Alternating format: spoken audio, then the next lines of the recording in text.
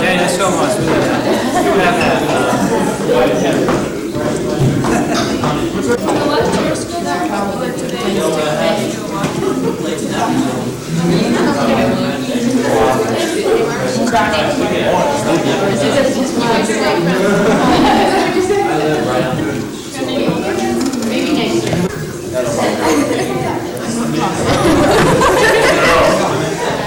Gee, Mark, you're being embarrassing.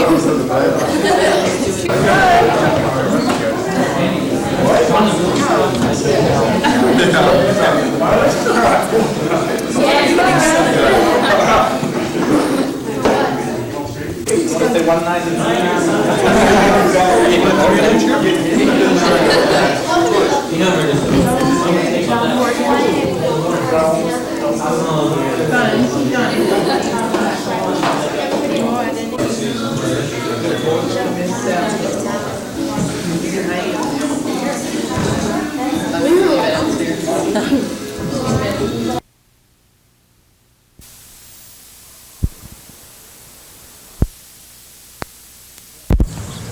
Yeah, sorta. Yeah, it is for me too, actually. I can. Anybody have any shades? Maybe. Hey, Hey. the future's so bright, I gotta wear shades. I know. Why do I always see you here so late? Well, I work for the newspaper.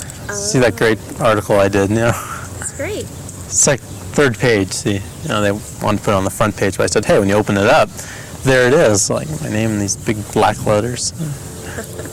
So I got to be here late on Wednesdays, and then on Mondays I'm out of here at 4, and then Fridays I'm out of here at 4. Why did you decide to get involved with the paper? Because I wanted to do it in high school, and there was so much competition to do it that they only chose really the top people that the teacher knew from past experiences, like sophomores that she taught as freshmen.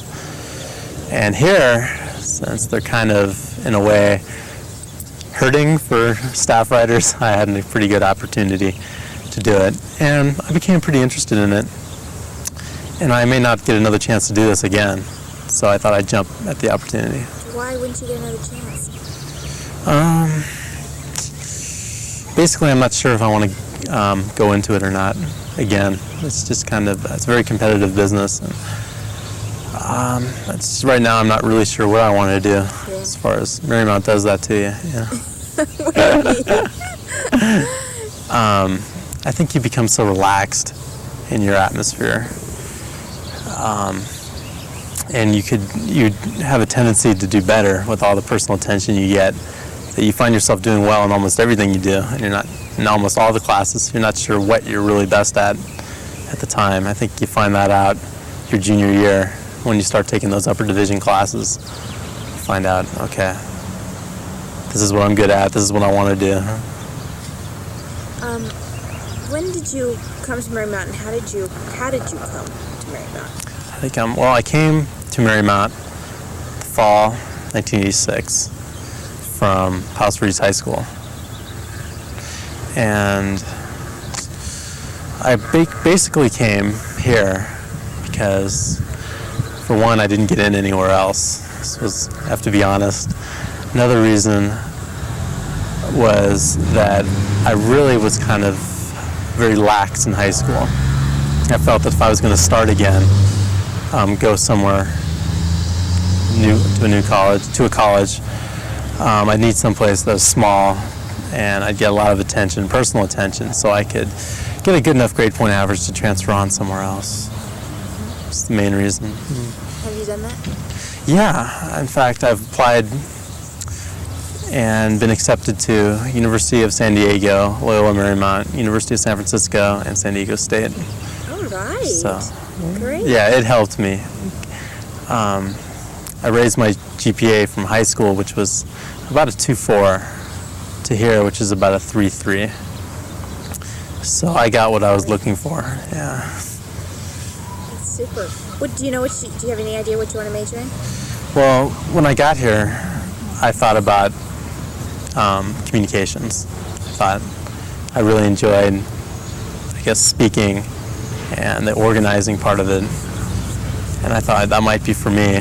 But as I've taken a couple classes and talked to a few people about it, I've become less and less interested, and I'm going more toward English. And I think working with the newspaper kind of helped me along there. Like I said, I'm not sure whether or not I really want to do that, but it certainly didn't dwindle my thoughts about it. Are you involved in any other activities on campus? Yes, I was in peer counseling. That was a biggie. I was in speech club last year, and this year I was president of speech club, and that was a good experience for me. Those were two big ones, and little things around like 2-on-2 volleyball, stuff like that. It's been a lot of fun. Tell me about the speech club. Okay. Speech club, it's 2 years old. It was started by Miss King last year. Basically, as it sounds, it's more of an academic club. Don't look for a huge, great, wonderful time in it every second. But it's more to help you with your communication skills and developing leadership abilities. And I think it's helped me in that respect. But, done some fun things in it. I think there's a speech contest late in the year, as there was last year. There's a banquet late in the year, as last year. It's been, people who are in it enjoy it, but most people are skeptical about joining because you think speech club, well, it sounds boring, and I don't blame them, but it's been a good experience. I'm glad I did it. What are some of the fun things you've done in that club? Well, let's see. I helped judge the speech contest, and I like doing that. Some other things were having communications day here on campus, where some people within the field of communications came and discussed their experience with it. Guy, his name was Charles Walker. He's an actor. He was in Murder, She Wrote, episodes of that, Moonlighting, did an AT&T commercial, and now he's in the movie Colors, plays the captain. And he came, and he's a wonderful guy. He told us all there is to know about the business, and I think that was a lot of fun, just speaking with him, people in the field. It was just great. Super. Some other activities. What's your favorite extracurricular thing to do? I think the most fun I've had, to be honest, was playing volleyball. 2-on-2 volleyball this year was a lot of fun. Sports has always been probably my thing. I think I played a lot of basketball, ran track in high school, love football, golf, everything. And when I get a chance to do stuff on campus, I think I really jump at the chance. I think more fun for me than any academic club or even peer counseling or anything like that. Was that a consideration when you chose Marymount? Actually, not really. I think I didn't really think about the extracurricular activities when I was here. In fact, I didn't really think I'd be doing much because I thought, well, I'm in a 2-year school, I just want to transfer on. But when I got here, the atmosphere and the students really seemed to be interested in doing other things. And I felt that if you don't participate in any extracurricular activities, you might be left behind. And you might not be, you find yourself alone, I think, in just studying. You just can't study when you're in school. Part of the success in school is getting into other things and knowing, not knowing when to study, but knowing when not to. And when you have some fun, it kind of relieves tension, and you do much better in school. I find the more I've been involved on campus activities, the higher my grades have been. So, an example, my first semester here, I had a 2.85, and I didn't do as much as second semester where I did speech club and peer counseling got started, and I went up to about a 3.5. So. That's great. Super. Nice. Are you in the residences, Greg? No, I chose to live at home. I'm a resident of Palos Verdes Estates. I live about 20 minutes away, and the option was given to me whether to live in housing. I thought that living at home might better my chances of doing better, but I find that living in housing speaking to people who've been in it, although some people complain about the rules and all that kind of thing, they find that they meet more people and meet more friends at the beginning than people who commute, like myself. But on the other hand, since I live in Palos Verdes, when I came up to school, there was absolutely really no anxiety for me because this is my town in a sense. And I got here and I wasn't worried about anything, opposed to someone who would come from Sacramento, or even people who come here from Alaska or wherever they come from, just come here and they seem to be a wreck the first day, and that's natural. But I came here and I was much more relaxed, and that helped me. So it's an even trade, residence or commuting. Did you expect to find it being like mostly Palos Verdes people? I didn't expect that. In fact, it was coming from Palos Verdes High School. I think a lot of people kind of joked about whether or not they'd be going to Marymount because, it seemed like kind of a, not a big venturing out into the college experience by coming here. And I did not expect to see many people here, but about 15 or 16 people from my class from Palos Verdes High School came to Marymount, which was interesting. So I wasn't alone when I got here, and I saw about one or two other people from years that other people that graduated from Palos Verdes here also, and it was a surprise. It really was. What about the diversity on campus? Have you found there to be people from? Have you found it to be very diverse? You say you see a lot of your friends here. You mean diverse as far as different people from different areas here? Yeah, more than I expected. Quite a few people have come from out of state, and a lot of exchange students, a lot of people from Torrance, a lot of people from the Los Angeles area, and which is nice to be able to get in contact with people from different areas and not just be stuck with the same people from Palos Verdes all my life. I've lived here for quite a while now, about 14, 15 years. It's good to meet different people from different areas. Can you think of any anecdotes, a particularly fun time at Marymount? Oh boy. A story that you could tell me about. Like if a friend called you and said, "So what's been going on?" Okay. What would you tell them about? Oh, you mean? Okay. If there was something that you wanted to tell to a friend, something neat that about happened. Marymount. Yeah. Oh, a good experience. I guess it was really kind of fun. Was oh, here you go, buddy. You can tell them about this. I'll tell them about that. This has been a lot of fun. Here. What's been fun? Actually, it had to deal with an academic experience. It was last semester. I took an honors history class. Oh, my mic turned down. What's up? Okay. Try again. Okay. Tell me about the particular experience. Okay. The particularly fun experience was not in any extracurricular activities here from my memory. Came last semester when I took this honors history class with Dr. Wallach here. He's a great teacher, incidentally. And there were about 10 people in the class. And this is probably the most difficult class I ever took. And instead of a lot of competition in the class, everyone kind of just band together and tried to fight him in a sense. And I remember it was the Friday before finals, and usually people were just dying to get home because they wanted to get out of here, start studying or just relax or whatever. And this class stayed behind and invaded some classroom and started panicking and trying to go over the strategy and how we're going to study for this test, because this test, we had to write 5 essays or so and memorize them for a test on 3. All right, this isn't a typical true-false history test you're going to get in high school. This can't mess around with this. And so we discussed it and got nowhere. And just in the midst of this panic, I said, "Okay, everyone, we'll head to my house this Saturday, and we're just going to write out all these essays and we'll get it done."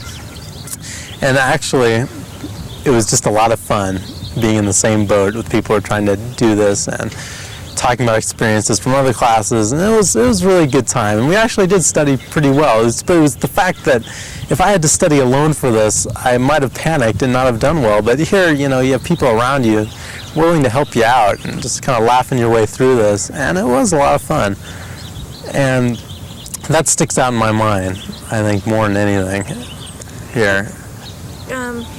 You talked about this as an academic experience. What kind of special guidance or help have you gotten from teachers here? Okay. I've gotten a lot of help from the principal transfer consultant here, Pam Schachter. I've gone to her quite a few times for just, overall advisement, are they going to take this class? Are they going to take that class? Speaking of other schools transferring, what's a good school to go to for this? I could always just walk in and talk to her, and I'm not one of her advisees, but anyone can go ahead and do that. I've gone to my advisor a lot, Nancy King, and she's always willing to help me out. But what I've noticed a lot in this school is that you can go to pretty much any teacher, and they all double as advisors here. You can go to any of them, and they'll just tell you, if you need help. And I've done that too. I've gone for second opinions to different professors, science, history, whatever.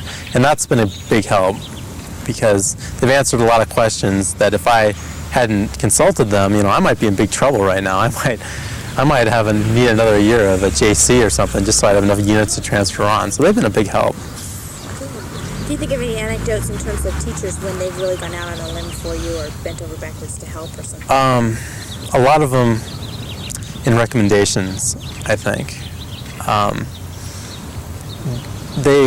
When asking them to do recommendations, they're really helpful in that.